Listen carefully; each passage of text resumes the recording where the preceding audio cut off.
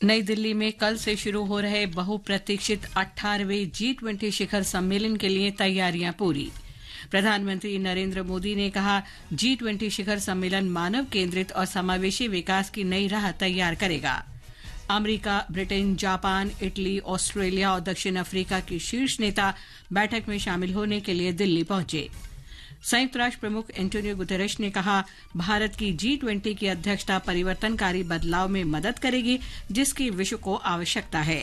प्रधानमंत्री मोदी ने अमेरिका के राष्ट्रपति जो बाइडेन, बांग्लादेश के प्रधानमंत्री शेख हसीना और मॉरिशस के प्रधानमंत्री प्रविंद जुगनौथ के साथ द्विपक्षीय बैठकें की। और अमेरिकी ओपन टेनिस टूर्नामेंट के पुरुष डबल्स के फाइनल में आज रोहन बोपन्ना और मैथ्यू एबडेन का सामना ब्रिटेन के जो सैलिसबरी और अमेरिका के राजीव राम की जोड़ी से होगा। समाचार संध्या के साथ मैं लवली निगम। नई दिल्ली में कल से शुरू होने वाले 18वीं G20 शिखर सम्मेलन की तैयारियां पूरी हो चुकी हैं। इसमें भाग लेने के लिए विश्व के अनेक नेता दिल्ली पहुंच चुके हैं। इनमें अमेरिका के राष्ट्रपति जो बाइडेन, ब्रिटेन के प्रधानमंत्री ऋषि सुनक, जापान के प्रधानमंत्री फुमियो किशिदा, अर्जेंटीना के राष्ट्रपति अल्बर्टो फर्नांडीज, कनाडा के प्रधानमंत्री जस्टिन ट्रूडो, ऑस्ट्रेलिया के प्रधानमंत्री एंथनी अल्बनीज, मिस्र के राष्ट्रपति अब्देल फतेह अल सीसी, ओमान के सुल्तान हातिम बिन तारिक, दक्षिण अफ्रीका के राष्ट्रपति सिरिल रामफोसा, रूस के विदेश मंत्री सरगेई लावरोव और संयुक्त राष्ट्र के महासचिव एंटोनियो गुटेरेश शामिल हैं। हवाई अड्डे पहुंचने पर पारंपरिक भारतीय लोक नृत्य और संगीत के साथ उनका भव्य स्वागत किया गया। 2 दिन के शिखर सम्मेलन में खाद्य ऊर्जा सुरक्षा से लेकर स्वच्छ ऊर्जा अपनाने और जलवायु परिवर्तन तक कई मुद्दों पर विस्तार से चर्चा होने की उम्मीद है। भारत G20 के अध्यक्ष के रूप में अनेक विकासशील देशों की आशाओं और आकांक्षाओं का पुरजोर समर्थन करते हुए खुद को एक वैश्विक शक्ति के रूप में स्थापित कर रहा है। भारत की G20 की अध्यक्षता एक महत्वपूर्ण पहलू डिजिटल भुगतान अवसंरचना में क्रांति लाना है। आज नई दिल्ली में मीडिया से बातचीत में G20 शेरपा अमिताभ कांत ने कहा कि पहले बहुत कम लोगों को डिजिटल भुगतान अवसंरचना के बारे में जानकारी थी, पर अब यह काफी लोकप्रिय हो गया है। उन्होंने कहा कि डिजिटल भुगतान अवसंरचना को वित्तीय समावेशन के माध्यम के रूप में स्वीकार किया गया है। उन्होंने कहा कि नई दिल्ली घोषणा पत्र तैयार है और सम्मेलन के दौरान इसे नेताओं के सामने रखा जाएगा। शिखर सम्मेलन से पूर्व हुए इस संवाददाता सम्मेलन में श्री कांत ने कहा कि यह घोषणा पत्र विकासशील देशों की आवाज है। श्री कांत ने कहा कि भारत की G20 की अध्यक्षता की प्राथमिकताओं में सतत विकास लक्ष्य और जलवायु परिवर्तन से निपटने के उपाय शामिल हैं। During this presidency, we had some broad priorities with which we started. First of which, that at a point of time when the 1/3 of the world is facing a recession, we should drive bold, sustainable, strong and inclusive growth. The second key priority for us was to have accelerated sustainable development goal. Thirdly, we wanted the world to take the lead on green development in the context of climate action and climate finance. G20 संगठन में अफ्रीकी संघ को शामिल करने के मुद्दे पर विदेश सचिव विनय मोहन क्वात्रा ने कहा कि उन्हें उम्मीद है कि सम्मेलन की आज से शुरू हो रही कार्यवाही में इस पर उचित फैसला लिया जाएगा। यूक्रेन संघर्ष के कारण नई दिल्ली घोषणा पत्र पर सहमति बनने से जुड़े एक सवाल के जवाब में श्री क्वात्रा ने कहा कि भारत को उम्मीद है कि घोषणा पत्र पर सभी G20 सदस्यों में आम सहमति बन जाएगी। With regard to the African Union, the Honourable Prime Minister wrote a letter to all countries of the G20 proposing that African Union be included as a full member of the G20. We expect that the summit proceedings starting tomorrow morning would take suitable decision on it. G20 के मुख्य संयोजक हर्षवर्धन श्रृंगला ने बताया कि भारत की G20 की अध्यक्षता से देश के लोगों को आर्थिक रूप से लाभ होगा, क्योंकि इसकी बैठकों और गतिविधियों में देश भर के लोगों की विस्तृत भागीदारी है। भारत की G20 की अध्यक्षता के अंतर्गत 125 से अधिक देशों से कुल 1 लाख लोग आए। उनमें से कई लोगों के लिए ये एक नए भारत की खोज रही है। We've looked at the G20 as an opportunity to highlight and showcase India's rich cultural heritage and diversity and our tourism potential. And in that context, we have hosted over 300 cultural events with the participation of over 18,000 of our cultural artists. We have also made our presidency an inclusive one. We've had very significant participation from the Global South and from Africa. We would have received a total of about 100,000 visitors for our G20 presidency from over 125 nationalities. And for many of them, this has been the discovery of a new India. इस बीच प्रधानमंत्री नरेंद्र मोदी ने विश्वास जताया है कि नई Delhi G20 शिखर सम्मेलन मानव केंद्रित और समावेशी विकास में एक नया रास्ता तय करेगा। एक सोशल मीडिया पोस्ट में उन्होंने इस बात पर प्रकाश डाला कि भारत की G20 की अध्यक्षता में समावेशी, महत्वाकांक्षी, निर्णायक और कार्योन्मुखी रही है। ताजा जानकारी के लिए भारत मंडपम में मौजूद हमारे संवाददाता आनंद से बात करते हैं। हेलो जी आनंद, भारत की G20 अध्यक्षता की प्राथमिकताओं के बारे में विस्तार से बताएं। नवलीन, यदि प्राथमिकताओं की बात करें तो भारत का यह प्रयास रहा है कि G20 को समावेशी, महत्वाकांक्षी और निर्णायक बनाया जाए ताकि समस्याओं के समाधान के लिए प्रभावी कदम उठाया जा सके।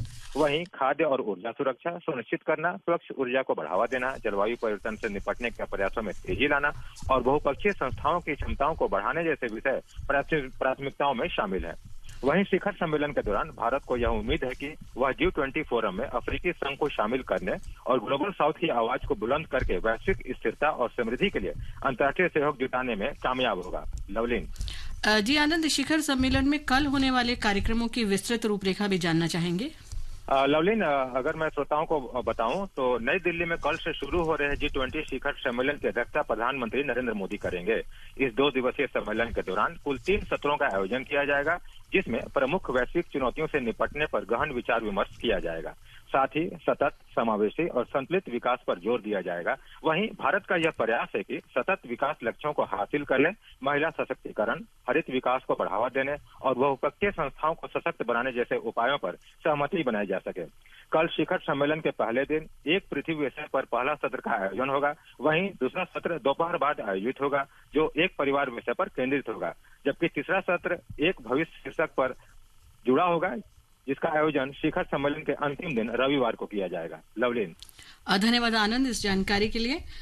प्रधानमंत्री नरेंद्र मोदी ने अमेरिका के राष्ट्रपति जो बाइडेन, बांग्लादेश के प्रधानमंत्री शेख हसीना और मॉरिशस के प्रधानमंत्री प्रविंद जुगनौथ के साथ द्विपक्षीय बैठकें की। प्रधानमंत्री मोदी विभिन्न देशों के नेताओं के साथ द्विपक्षीय बैठकें भी करेंगे। एक रिपोर्ट।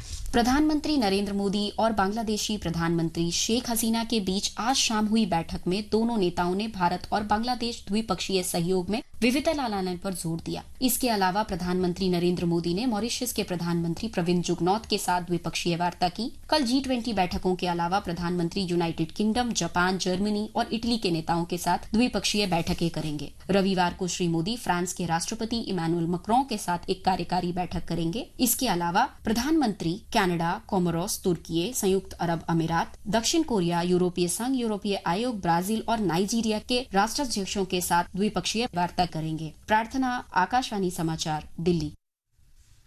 ये समाचार हमारी वेबसाइट newsonair.gov.in/hindi पर और हमारे mobile app news on AIR पर भी उपलब्ध हैं। सुनो गीता, बड़ी ठंड लग रही है, जल्दी से रजाई लाओ। अरे आपको तो बुखार है, कभी-कभी के साथ बुखार मलेरिया हो सकता है। आपको रजाई से ज्यादा डॉक्टर की जरूरत है। जी हाँ, बुखार, कपकपी, सिर दर्द, बदन दर्द, मचली और उल्टी आना मलेरिया के लक्षण हैं। देर न करें, तुरंत निकटतम स्वास्थ्य केंद्र या अस्पताल जाएं, खून की जांच कराएं और पूरा इलाज मुफ्त पाएं। जब कपकपी बुखार सताए, मलेरिया की जांच कराएं। स्वास्थ्य एवं परिवार कल्याण मंत्रालय, भारत सरकार द्वारा जनहित में जारी। संयुक्त राष्ट्र महासचिव एंटोनियो गुतेरेस ने आज कहा कि भारत की G20 अध्यक्षता ऐसे क्रांतिकारी परिवर्तन लाने में मदद करेगी जिनकी विश्व को अत्यधिक आवश्यकता है। उन्होंने कहा कि भारत अल्प विकसित देशों के लिए विकास एजेंडे को लेकर अपनी प्रतिबद्धता को लगातार दोहरा रहा है। G20 शिखर सम्मेलन के संदर्भ में नई दिल्ली में मीडिया को संबोधित करते हुए श्री गुतेरेस ने एक परिवार, एक पृथ्वी, एक भविष्य की विषय वस्तु को वर्तमान परिस्थितियों में अत्यधिक प्रासंगिक बताया। उन्होंने कहा कि ये वाक्य महाउपनिषद से प्रेरित है। And let me begin by expressing my gratitude to India for the warm welcome and my hope that India's presidency of the G20 will help lead to the kind of transformative change our world so desperately needs, in line with the repeated commitment of India to act on behalf of the Global South and its determination to pursue the development agenda. वित्त मंत्री निर्मला सीतारामन ने आज नई दिल्ली में G20 शिखर सम्मेलन के पृष्ठभूमि में नाइजीरिया के वित्त मंत्री अदेबायो ओलावाले एडुन और बजट मंत्री अबूबकर अतिकू बागुडू के साथ बैठक की। बैठक के दौरान उन्होंने अनेक क्षेत्रों में आपसी हित के मुद्दों पर चर्चा की। एक रिपोर्ट। वित्त मंत्री निर्मला सीतारामन ने नाइजीरिया के लोगों को उनके विकास पथ में भारतीय ऋण सुविधा, केंद्रीय बैंकों की सहायता, नीति आयोग के साथ सहयोग और सर्वोत्तम कार्य प्रणालियों के आदान प्रदान के माध्यम से भारत के निरंतर समर्थन से अवगत कराया। श्री एडुन ने नाइजीरिया की अर्थव्यवस्था के विकास में भारतीय मूल के नाइजीरिया के नागरिकों के समृद्ध योगदान की भी सराहना की। सुश्री सीतारामन ने अमेरिका की वित्त मंत्री जेनेट येलेन से भी मुलाकात की। उन्होंने महत्वपूर्ण वैश्विक आर्थिक और वित्तीय मुद्दों के समाधान के लिए G20 की प्राथमिकताओं और दोनों देशों के बीच द्विपक्षीय सहयोग पर चर्चा की। समाचार कक्ष से निखिल कुमार।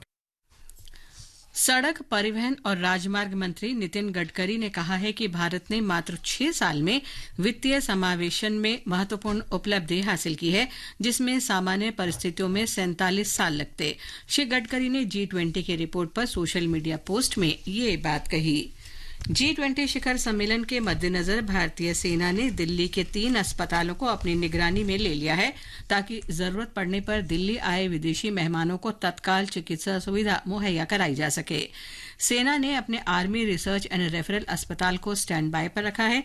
इसके अलावा G20 शिखर सम्मेलन के लिए भारतीय सेना का बम निरोधक दस्ता आयोजन स्थल से लेकर हवाई अड्डे तक तैनात किया गया है। मिजोरम में आकाशवाणी केंद्र परिसर में आज G20 शिखर सम्मेलन के बारे में जागरूकता कार्यक्रम का आयोजन किया गया। इस अवसर पर मुख्य अतिथि पर्यटन मंत्री रॉबर्ट रोमाविया रोएते ने कहा कि G20 अध्यक्षता के दौरान विश्व मंच पर भारत के सशक्त नेतृत्व को दर्शाया गया है। श्री रोएते ने कहा कि G20 की अध्यक्षता का प्रभाव मिजोरम पर्यटन क्षेत्र में भी देखने को मिला है। ये समाचार आकाशवाणी से प्रसारित किए जा रहे हैं। ताज़ा समाचार जानने के लिए आप हमारे Twitter handle @AIR News Hindi को फॉलो कर सकते हैं। पानी या ईंधन के निरंतर प्रवाह के बिना जिंदगी नहीं चल सकती। वैसे ही समयबद्ध तरीके से दिया हुआ आपका एडवांस टैक्स देश के विकास में एक महत्वपूर्ण योगदान देता है। ये आपके द्वारा दिया हुआ एडवांस टैक्स ही है जो देश की प्रगति को एक नई गति दे रहा है और देश के इंफ्रास्ट्रक्चर को विस्तृत और मजबूत बना रहा है। अपने एडवांस टैक्स की दूसरी किश्त 15 सितंबर तक जमा करवा के आप भी देश के विकास में अपना योगदान दें। अधिक जानकारी और टैक्स पेमेंट के लिए www.incometax.gov.in पर लॉग ऑन करें। प्रत्येक आयकरदाता एक राष्ट्र निर्माता। अमेरिकी ओपन टेनिस टूर्नामेंट में पुरुष डबल्स फाइनल में रोहन बोपन्ना और उनके ऑस्ट्रेलियाई जोड़ीदार मैथ्यू एब्डन का सामना आज ब्रिटेन के जो सेलिसबरी और अमेरिका के राजीव राम की जोड़ी से होगा। और अब आर्थिक जगत की खबरों के साथ हैं मनोज पाठक। बॉम्बे स्टॉक एक्सचेंज का सेंसेक्स आज 333 अंक बढ़कर 66,599 पर बंद हुआ। उधर नेशनल स्टॉक एक्सचेंज का निफ्टी 93 अंक बढ़कर 19,820 दर्ज हुआ। अंतर बैंकिंग विदेशी मुद्रा बाजार में $1 की तुलना में रुपया 27 पैसे मजबूत होकर 82 रुपए 95 पैसे के स्तर पर आ गया और अंतर्राष्ट्रीय बाजारों में ब्रेंट कच्चे तेल की कीमत $89.85 प्रति बैरल के आसपास बनी रही। अंत में मुख्य समाचार एक बार फिर। नई दिल्ली में कल से शुरू हो रहे बहुप्रतीक्षित 18वें G20 शिखर सम्मेलन के लिए तैयारियां पूरी। प्रधानमंत्री नरेंद्र मोदी ने कहा, G20 शिखर सम्मेलन मानव केंद्रित और समावेशी विकास की नई राह तैयार करेगा। America, Britain, Japan, Italy, Australia, दक्षिण अफ्रीका के शीर्ष नेता बैठक में शामिल होने के लिए दिल्ली पहुंचे। प्रधानमंत्री मोदी ने अमेरिका के राष्ट्रपति जो बाइडेन, बांग्लादेश के प्रधानमंत्री शेख हसीना और मॉरिशस के प्रधानमंत्री प्रविंद जुगनौथ के साथ द्विपक्षीय बैठकें की। संयुक्त राष्ट्र प्रमुख एंटोनियो गुतेरेश ने कहा, भारत की G20 की अध्यक्षता परिवर्तनकारी बदलाव में मदद करेगी, जिसकी विश्व को आवश्यकता है। इसके साथ ही समाचार संध्या का ये अंक समाप्त हुआ। नमस्कार।